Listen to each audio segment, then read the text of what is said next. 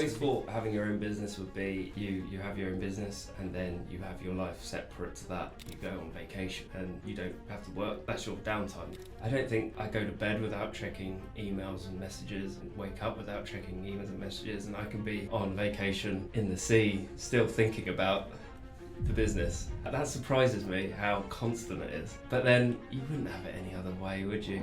From this conversation, I've just realised actually the thing that holds our business back the most is me.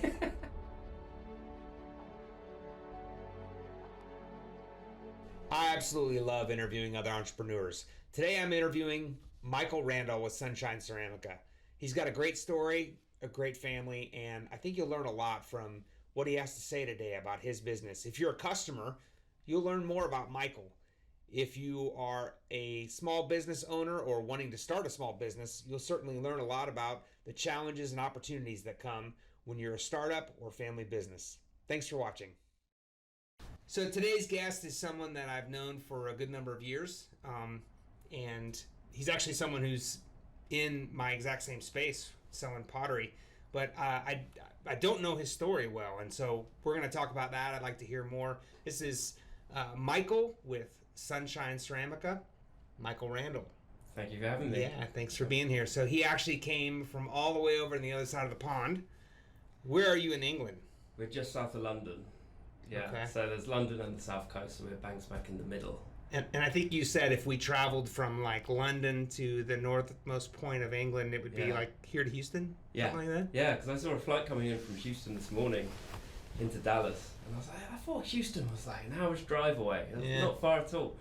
Yeah, it's literally the length from the bottom to the north of England, yeah. A little bit further.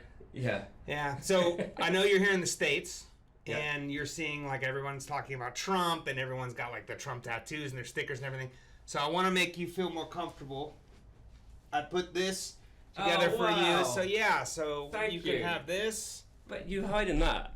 I thought I saw everything in here when I came in. Oh no, this is the this is your I feel better now. Yeah. He came over recently, didn't he? I don't know. I don't keep up. I don't watch the news anymore. Yeah. I try to be happy. He came to try and remend the relationship between the UK and the US. He did a good job. I don't know. I don't keep up with it, but I know that you, and I know for sure you want to jump right into politics, for sure. That's just how you roll. But well, I think after Trump removed the tariffs on whiskey from Scotland, yeah, which was, well, we don't want to talk about tariffs. Tariffs. That's a sour subject in this room. Tariffs have been challenging. Have you guys had any tariffs at all? Yeah, lots of tariffs. No, I mean like for stuff coming into England. No, UK is much easier. It's a lot more freer movement there, I think. But everything that comes to the US, we've got some good tariffs now. Yeah, we're enjoying it. It's interesting times. So isn't there talk about you can get a refund or rebates if something happens? I think they're working on it. I don't know. That'd be good. Yeah, they're working on it. I don't know all the details on it. I know we've applied for that too on some things, but we'll see what happens. But so let's talk about your business and tell us about your business today. Well, we started in 2014. Me and Laura used to come on vacation to mainly Florida, but we used to travel the US a bit. We just love it. We love the people mostly. There's so much enthusiasm in the US, which you don't get in the UK. Really? People are much more positive here, yeah. We love it. There's opportunity and it's nice to work with. What is that about the people here being positive versus the UK? I don't know. You just are. You're just more positive. Yeah, anything's possible. Interesting. I saw a comedy sketch the other day actually, and he was saying how Elon Musk, of course, goes, "Oh, I want to colonize Mars," and everyone in the US goes, "You go for it, man. That's great." If you did that in the UK, you just go, "Oh, shut up." Yeah. What are you talking about? But you can do it in the US. Yeah, that's really funny. So you guys came here on vacation and you... Yeah, so then we saved up. Instead of buying a house in the UK, we said, no, we're going to move to Florida. And we applied for a visa and we moved out with all of our savings. We rented a house in Florida and we only had a 90-day visa to start with. And we had to keep coming home whilst we were applying for it. But we realised that although we were loving living in Florida, and we were loving doing business out here and traveling, doing the shows that we have to do and meeting people. We started to miss our friends and family a bit, and everything was an email and phone anyway. So in the UK, you can drive an hour and people have a different accent, and that's your... How different an accent, though? Oh, they change. You drive an hour. Yeah, I mean, like, from where I live, an hour and a half, 2 hours away, you've got the Welsh border, and they speak another language. Do you guys all understand each other, or is it hard? Oh, yeah. Not like pikeys and such, where you can't understand. No. I suppose it's the same as you guys have. You have Texas. Yeah. Different. Yeah. But so we then realised that because everything is such a big country here, everything's phone and email, so we ended up going back home, but carrying on the business, and touch wood, it's still going and we're still growing. We just love the opportunity to keep coming out here as well. So how are you operating now then? So you manufacture overseas and you ship into like 3PL warehouses here and distribute? Yeah, we still outsource our warehousing. So okay. Yeah, we have all our own factories that we use, and we buy our own molds of pots. Mainly we do pots, and we do a lot of direct containers, but we also have a 3PL doing our own warehouse. And they pick and pack everything and send it out. And funny enough, we moved to a new warehouse last year, and the owner is English, and it's really helped being able to speak to someone that just understands what we're trying to say sometimes. Is it the nuances? Is it just like the general, like the ideas behind it that's hard? Yeah, they just understand what we're saying, whereas from past experience, there's certain words, and a good customer of ours always said, we speak the same language, but we don't speak the same language. I fully expect during this podcast not to understand some of the things you're saying. Yeah. But I'm going to act like I do. Yeah, just smile and nod. I'm just going to, absolutely. I remember the first word that came up, I said in an email to a customer, the word value. And to us, like a total value, I think means something different over here. Value means money off. Over here, does it? I mean, it depends. Like great value type thing. Yeah, it's a total value is this. And they said, well, sorry, what money's coming off of that value then? And I remember being, what does that mean? Oh, so you say value like this is the discount grand price. Total is this, yeah. Oh, wow. Yeah, they don't say it like that. Yeah, there's lots of words that are just different out here. Value is like, what does it mean to me? Like, is this a good value? Did I buy it at the right price? That was it. But I was saying it as, the total value of this order is. Oh, no way. How interesting. Yeah. So did you always want to get into pottery? Like, what were you doing before this? So from a younger age, my dad had a business importing to the UK and selling to garden centres, and he always tried to look for different niche lines. And he'd buy from Turkey, Italy, France, and Spain. And then I started working for him after I left college, as you guys call it. And I started visiting factories with him, and I really enjoyed it. I started working the warehouse to start off with, driving the forklift. Yeah, same here.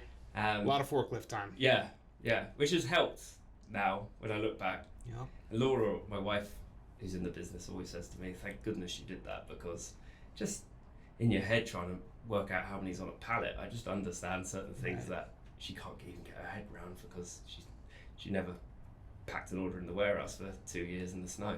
It's hard to know unless you've done it. Yeah. And then about 3 years after I left college, he got the opportunity to sell the business. And he was approaching retirement age, and he went, yeah, I think I'm going to do it. So I needed a plan B fast.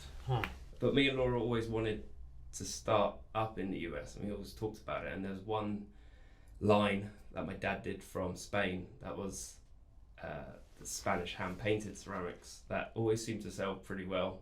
It was one of his main product lines. So we said, well, let's do that in the US. They haven't got anything like that. I remember that was how you started. Yeah, we went to Atlanta America's Mart was our first show. And I remember we were like, here we go, what's going to happen? And it was a really good show for us. What year was that? Do you remember? I remember someone saying, it was 2014. 14. And it might have been 2013. And I remember just one customer going, it looks like Talavera. I was like, what's that? I didn't have a clue. I didn't know there was Mexican pottery that was similar. But luckily it actually helped because it sat next to Talavera as another product line that it was similar, but also it was different enough, and it made people understand that actually the bright coloured pottery can sell as well. Right. And with Talavera, there's a lot of different, and maybe with Spanish pottery too, a lot of different quality differences. Yeah. Certainly, there's some great companies, but yeah, and that's the same with Spain, and that's why we, from my dad, who did the hard work, basically finding the supply and the manufacturing in Spain, we managed to pick out one or two suppliers that we could trust because we'd been burnt in the UK business with a lot of factories. You know what it's like when a particular line sells well, you think, well, we can buy from any factory and get it then, and you'd really need to nail the manufacturing side of it. Yes, I do. I remember the time I bought a container of fiberglass. Yeah, I bet that's an unbelievable catalog. The catalog was gorgeous. Yeah. Brought in this container. You put the fiberglass in the Texas sun, and it fell over, melted. The urns melted. Had to throw away the whole container. Was it too thin, or? I don't know. It was quality. It was a long time ago, and I remember telling someone else about that factory, and their response was, "Oh yeah, great catalog." Yes, great catalog. So, I think a lot of the customers don't always know the quality challenges. Just when you're researching and finding new sources, it's all over the place. Yeah, no, it's tricky, and you sometimes need to find those factories that are the bad ones to realise what you got something good going with a supplier that you already have. That is true. So if you were going back 10 years, what do you think? What do you wish you would have known 10 years ago that you know today? That's a tough question. Pick anything. I wish, and I still do it now, but I wish I wasn't so reserved. Even when coming to order inventory, sometimes I'm quite. Oh, reserved, you mean like cautious? Oh, there you go. Here's another UK, US. Yeah. I was thinking reserved because when reserved here means like, I don't want to say too much. I'm reticent. Yeah. We have so many ideas that we want to do, and out of 10 different ideas we have, I'll go, let's do 3 or 4 this year, and we put 3 or 4 in our back pocket for next year. And I wish we didn't do that. I wish we went for it more. Do you always wish that? Because after COVID, I mean, that could have burned you. The longer we got through COVID, yeah, you're right. But there's a lot of things where I think I wish I had a bit more balls. Would be the word. Bullocks. Yeah. So, what role do you think that risk plays for an entrepreneur or someone starting a business or growing a business? It's difficult. You've got to find that medium where you all you do as a business owner, you have to keep buying in inventory, and you want to see that money coming in. But then as soon as the sales stop, you wish you hadn't bought so much inventory. It's really it's such a juggle, isn't it? Right. Yeah, but that's. I mean, this year we've gone for it a lot more. Whereas we've got about 30, 40 new product lines that we've invested in, new molds for, that we're really going for it this year. 30 or 40? That's a lot of product lines. Yeah. Those are new designs? Yeah. Good for you. Yeah.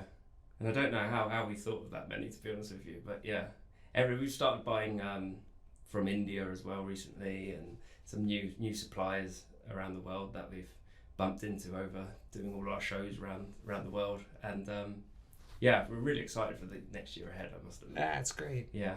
I do think that we're headed for good opportunity here, fall, spring. I think that some of the hesitance for the buyers has really moved away. So now we're seeing more opportunity, I think, on that. Yeah, I mean, the past 12 months with the tariffs, I think almost you've forgotten about the tariffs, but actually I did. That made it and I really appreciate difficult. you bringing it up. I really do. Thank you. Sorry. Those were challenging things, but it was about this time last year, and all our pricing was just way out, and we were thinking, how do we sell our product? Last year was retailing for 50, and now we're looking at selling it for 100, 120. That no one's going to buy it. Yeah. I don't know. We're through that now, hopefully. Yeah. So is that one of the things you're most excited about for next year? Your new designs and things leveling out and kind of being more normal, or? Yeah, I feel like we learned a lot of lessons over the past 4 years or so, and now we've curated a lot of lines where they're dollar totals. Yes. That people will want to buy. everything's sort of a sweet spot price point. We've done much smaller assortments, so people can try more rather than go all in on one line that they really like.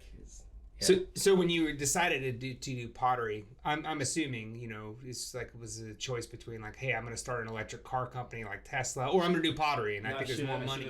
Yeah, no, there's no money in that. So you're like, I'm going to do pottery because it's the road to riches. Yeah. And once I get it up and going, it'll be like an ATM machine. I just go and push the buttons. Sit back, watch the money roll in. I think I told you that when I was a kid, because we have a garden center, right?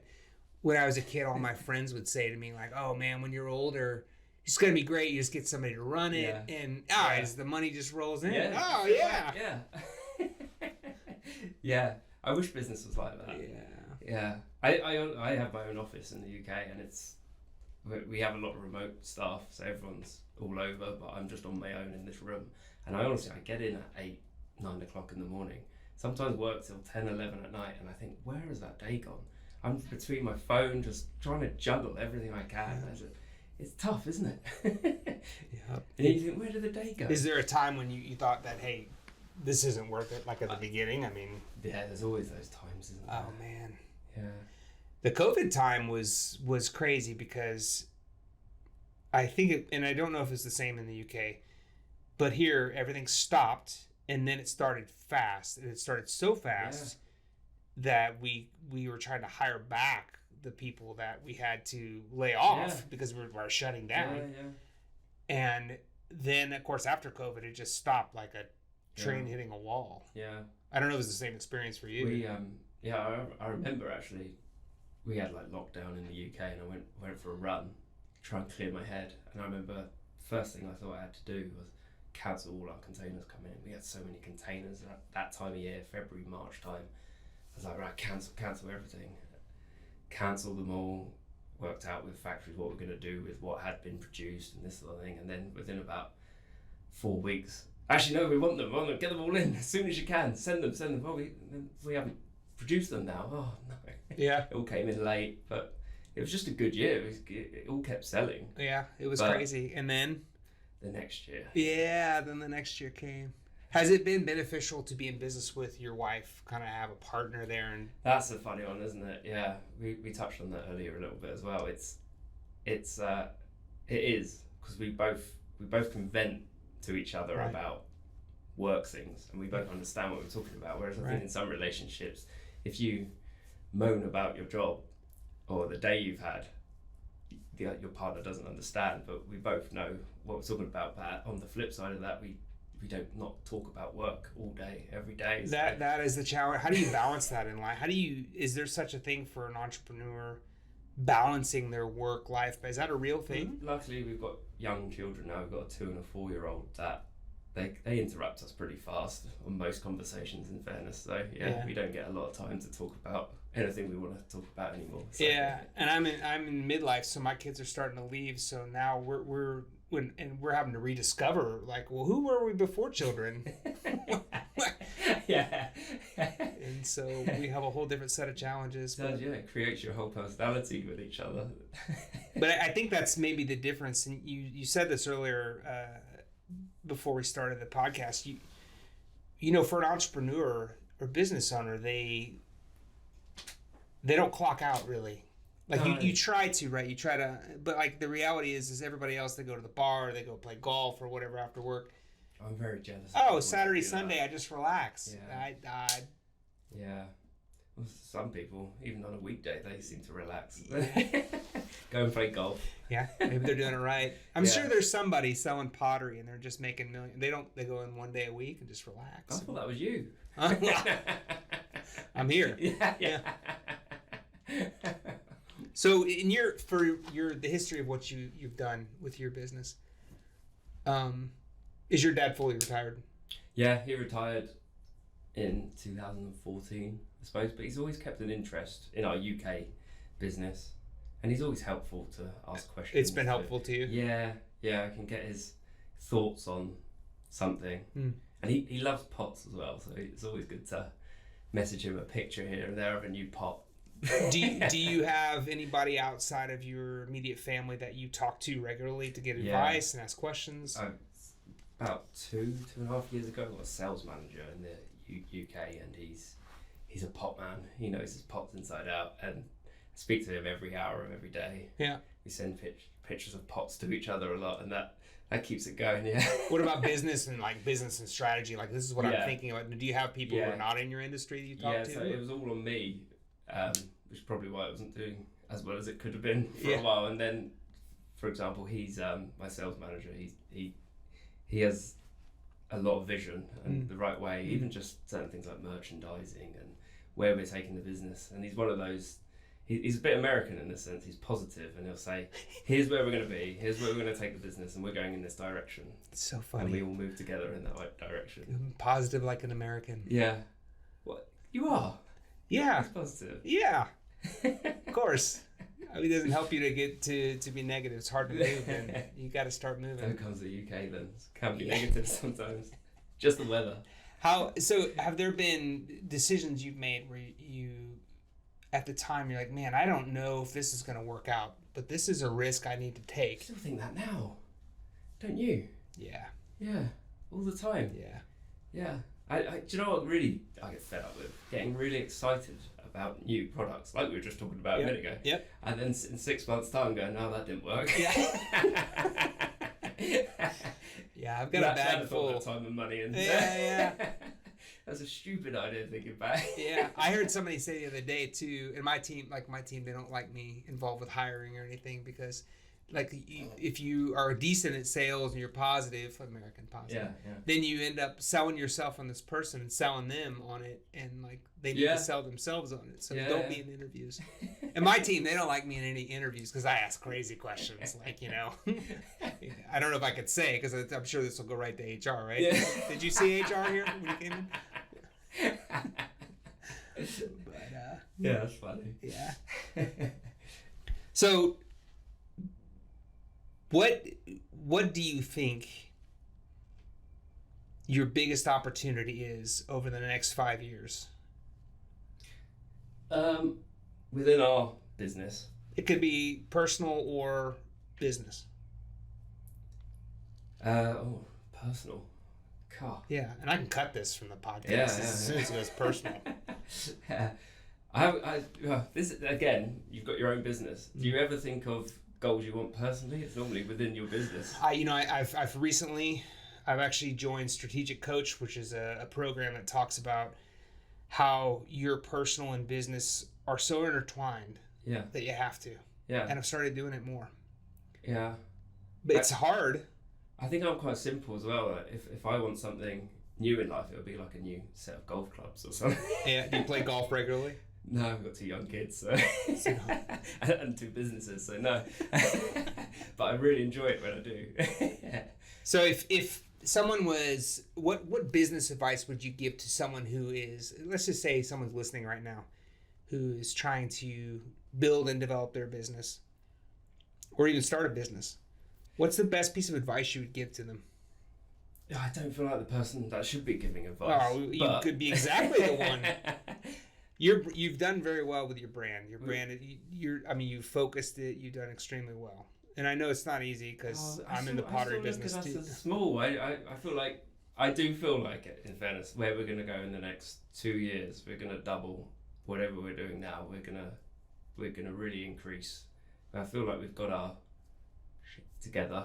And we're going to, we've really got our product lines down to where we wanted them. I feel like the future's bright at the moment. Yeah. That's very positive of you, Englishman. But that normally means that we've got several headaches ahead of us. But advice to anyone would be, you just got to go for it, because even if it doesn't work out, you'll regret it. You're always going to regret it if you don't try it. And the reality is, you'll be okay. Yeah. I saw something recently. It was just an old couple saying, stop worrying so much about what's going to happen. It'll all be okay. I keep going back to it when cash flow gets tight, or we got too many containers of product that's not selling coming in. I think it'll be okay. So my kid, I have 3 boys, right? Yeah. So my 14-year-old's funny. He'll say things to me like, "Dad, I hear you talking about like cash flow and employees and like inventory." He's like, "Man, you're blowing it. These people on YouTube are making millions." Yeah. And I'm like, Yeah. yes, they are, son. You're totally right. I'm sure that they are making millions. They do make it seem easy, don't they? Yeah. Yeah. What do you think was harder than you thought it was going to be about business? And that's not necessarily only about the pottery business, because we both know that's difficult. But what do you think was harder? I always thought having your own business would be you have your own business and then you have your life separate to that, and you go on vacation and you don't have to work. Like, that's your downtime because you have your own business.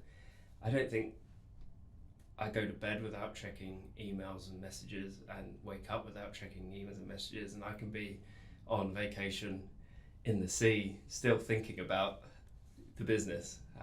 Hard. Yeah, that surprises me how constant it is. But then you wouldn't have it any other way, would you? Because it keeps your brain going. Yeah, you got to stay sharp. So last night I went home, I was pretty cooked, and I played Sudoku with I got a book. What do you mean cooked? Tired. Oh, tired. Sorry. Yeah. What do you say, fried? What do you say? Fried, cooked? Yeah, well, you will do in this weather. Yeah, it's hot here in Texas, yeah. But so for example, on Sundays, I try not to work at all. And I try not to check email. Well, that's good. And you should do that. But it's an effort. Yeah. And then I don't allow myself to read anything business oriented. Yeah. I have a friend who works for Salesforce, and I remember it was during COVID. He went, "Oh, do you want to play golf on Friday?" And I went, "Oh, I can't. I'm working." I went, "What? Why aren't you working?" "I've got a wellness day." I went, "What's a wellness day?" Yes. Yeah. What about mental health days? Yeah. Okay, so people say to me like, "Oh, I'm taking a mental health day." Which you should do. What is it's that? Good. I had never heard of that growing up. I mean, I want to do that. Oh yeah. But then I'll probably get about 20 minutes in, and it's not doing my mental health any favors to not answer these messages. And how do you find, like, how do you go offline mentally? How do you relax? Is it exercise? Is it, what do you go to walks or go what do you run? For a run? Yeah, that's the only thing I've ever found to. But then you get back more energized to do those emails. Yeah. Make those calls. Yeah. I think it becomes challenging, and then as your kids get older, they want more and more. Especially they want more as they get older. Are you boy? Is it boy and girl? Yeah. Kids want more as they got from older. dad. Yeah. Yeah. Okay. I thought they already had a lot, but yeah. Yeah. Well, just more of your time. Yeah. Yeah. Yeah. So my 14-year-old started asking me things that he would normally ask my wife. Hey, can I go to the movies on Monday? Would you get me a ticket? He's never asked me that before. Okay. So things change. Yeah. It's probably because your wife said no, so they'll come to ask you. I tell you what, that is real, the whole splitting thing. It's just like having employees. Like, I just went and asked Forrest. He said it was okay. Oh. Nightmare. That's funny. I would say, the finding the right who's, for me, has been a lot harder than I thought it was going to be. Yeah. And some of that was getting clear on what I really wanted. Yeah. Do you mean employing the right? Correct. Yeah. People right seats on the bus. For them and you. And, yeah, and getting clear on what I really wanted, and then operating in my unique ability versus trying to do everything. Yeah. I've always been so bad at delegating.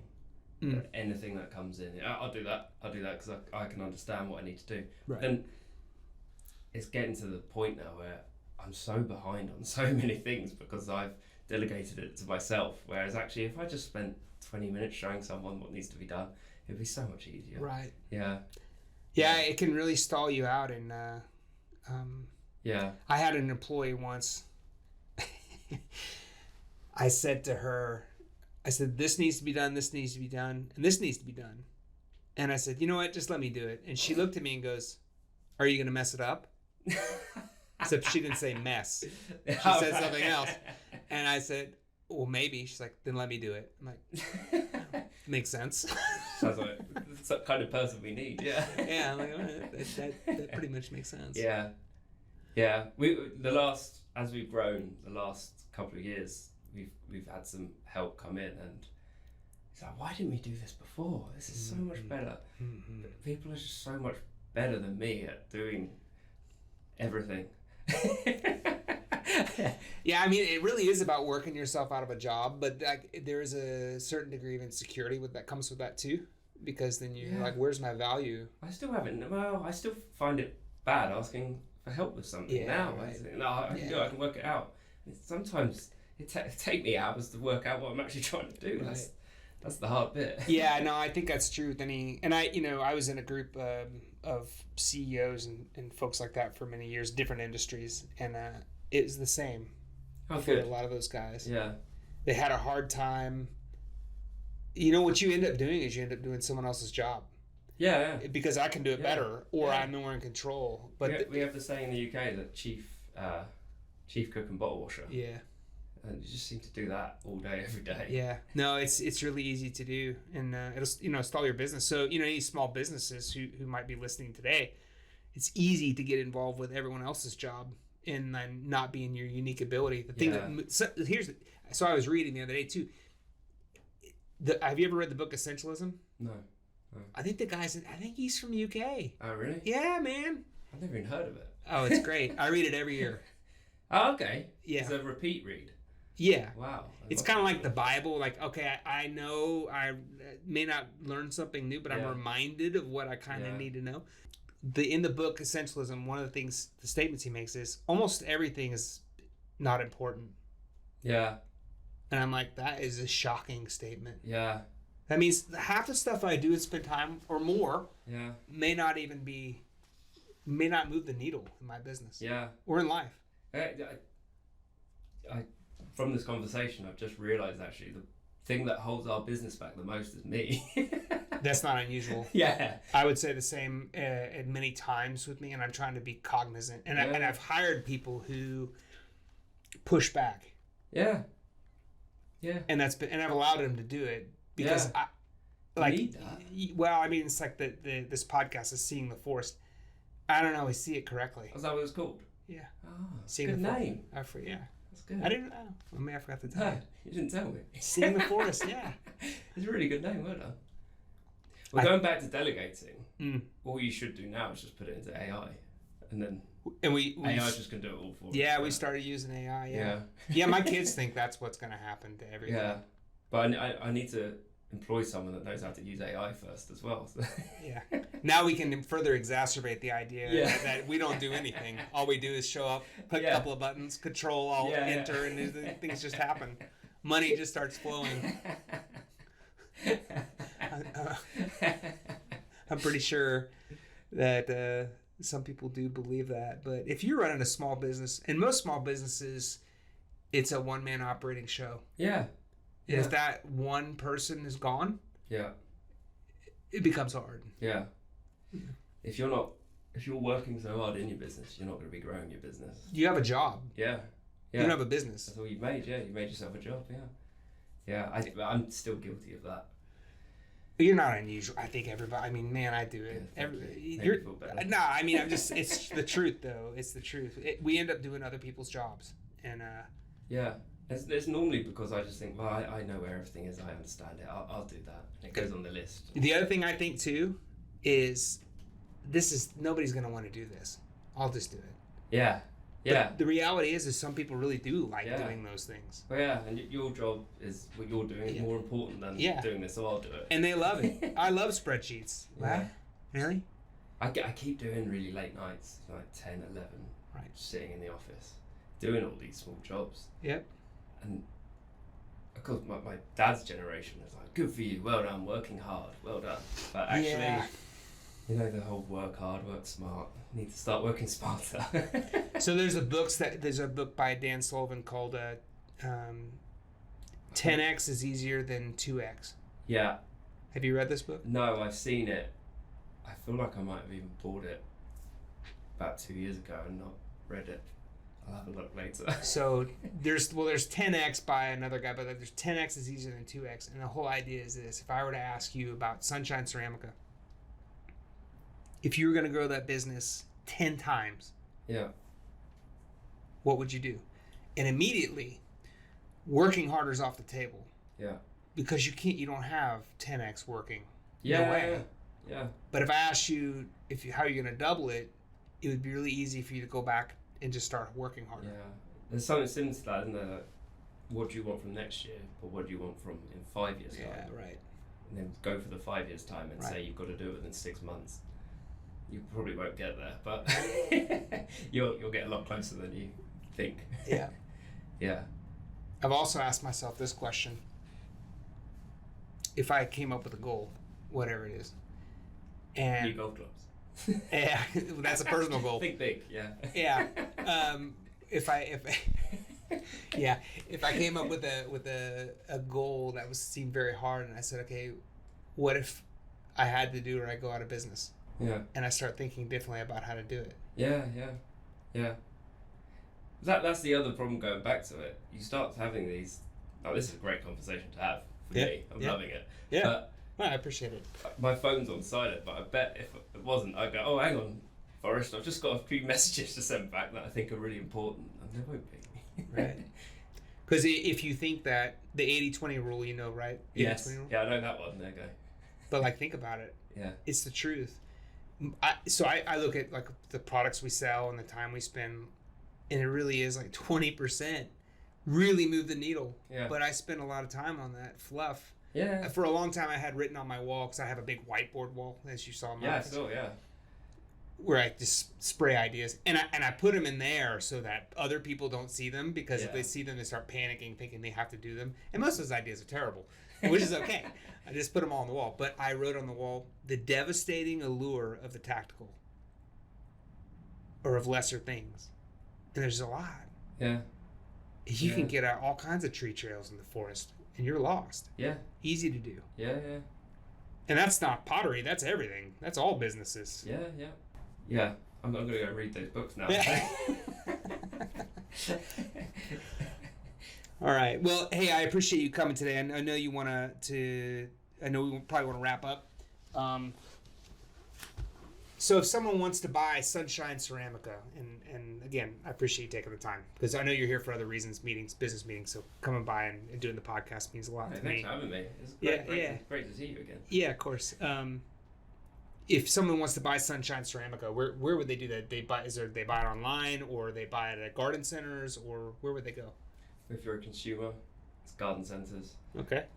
But if you're a retailer, if you're a garden center yourself, we sell through most of the main distributors, part of Grow Group, like Arrett, Foster's, BWI. All over the US, right? All over the US, And then in the UK?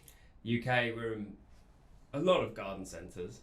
I won't say most, because I'm sure there's still a lot of business to have, but yeah, we're in a lot of garden centres. But you don't use distribution in the UK, right? You ship direct to... Yeah, everything goes into the warehouse there. We have a few direct container customers that order the top 20% of best-selling loads. Yeah, right. The 80-20, right? Yeah. But yeah, mostly everything goes out of our warehouse. It's such a smaller country. Dude, you have such a unique line, and it's cool. And here's what I like about your line. When people see Sunshine Ceramica, they know that's what it is. I see it and go, oh. Yeah. Versus a commoditized item. Yeah.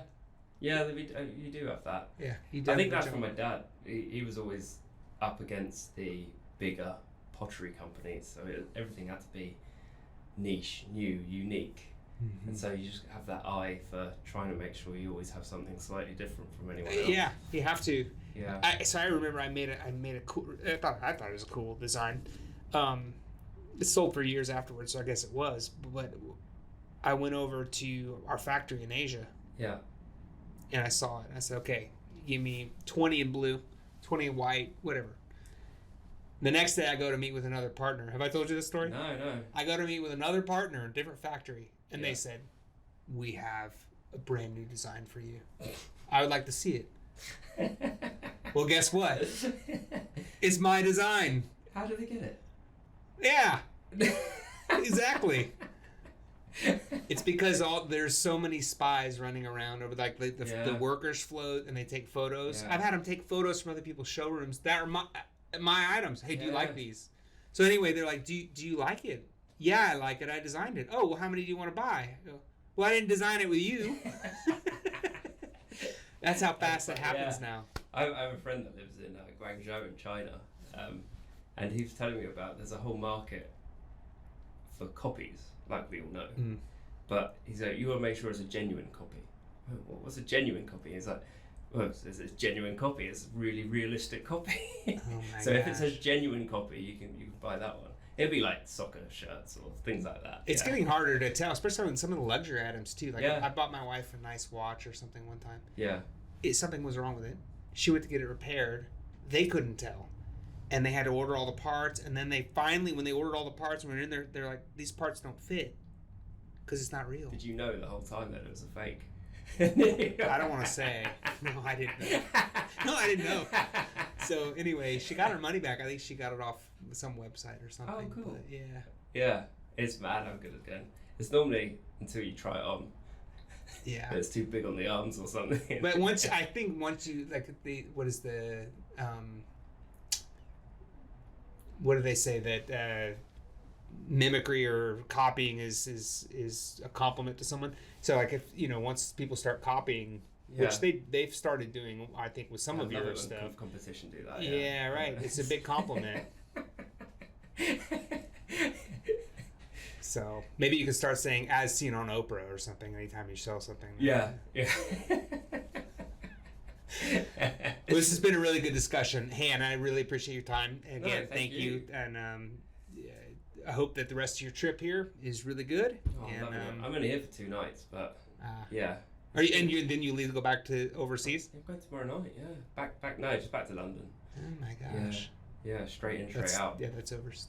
Yeah, it's overseas. Yeah.